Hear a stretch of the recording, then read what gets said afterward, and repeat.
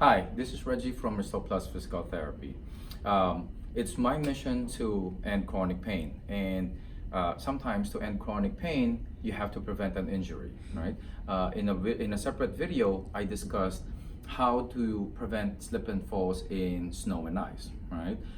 Studies have shown that an average 1 million Americans fall annually, and 82% of them is because of slip and falls in ice. Okay, so that's a very big number, and that's the reason why I want to make this video. Is in a different video, I suggested a few tips on how you prevent slipping and falling in snow and ice.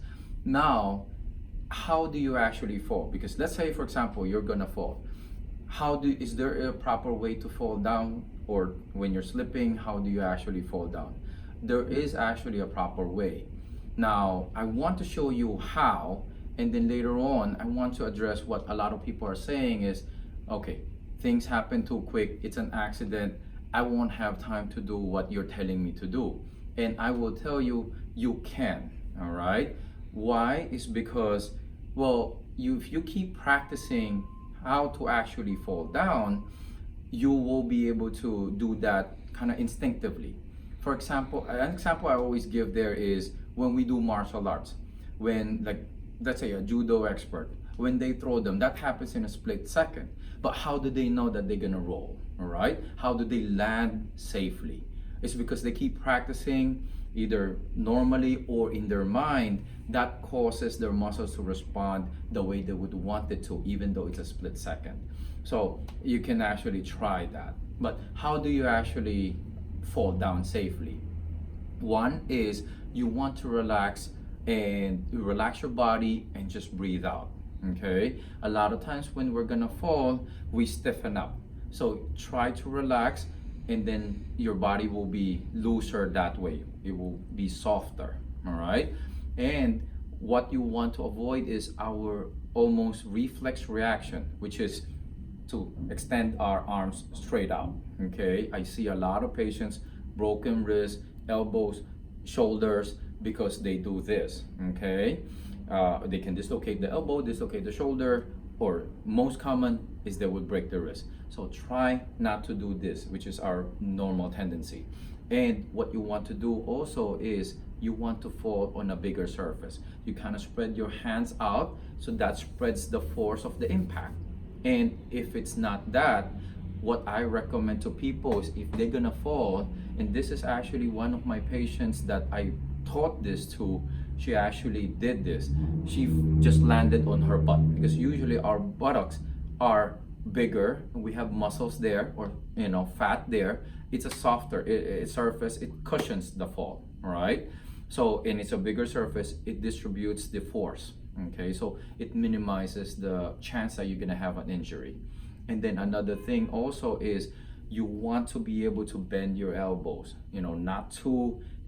it's not locked. So when it bends it, you'll be able to cushion yourself, kind of like slow yourself going down. All right, it's kind of like, imagine if you're doing a push-up, something like that. But the first thing is you want to do when you're falling forward is you want to protect your face. Okay, so that's why you put the hands out but not locked, so slowly going down the floor. Or if you're falling backwards, you want to protect the back of the head. How do you do that? One thing is tuck your chin. If you're slipping, falling backwards, and this actually happened to me. It wasn't on ice, but I actually stepped into bathtub, and it really happened. I stepped in a bathtub, it was slippery. The person who used it before me, I guess left soap there or something, and I actually fell. My feet just came up. And I just remembered, hey, you know what? Let me tuck my chin in, because we do that in martial arts to actually regain our balance, to not fall backwards, especially when we're doing high kicks. But anyway, so I tucked my chin in, and that prevented the back of my head from hitting the tub. So this, I know firsthand experience that it actually helped me. It probably would save my life back then. Okay, so one other thing that I want you to do is you can bend or fold your body like an accordion. So it's kind of like going like this. So instead of just landing on the butt, or even if you're falling to the side, just you can go like this. All right, so you're not gonna be falling hard, like flat, like like a log, or when you cut the tree and it just goes down. right? So that will cushion everything. Okay, it will lessen the impact because it's a slower speed, and then again, it can decrease the chance of you having an injury. Okay, of course, all these things, it's not a foolproof, it's not a guarantee that you're not gonna get hurt, but that we're talking about lessening the chance of you getting hurt.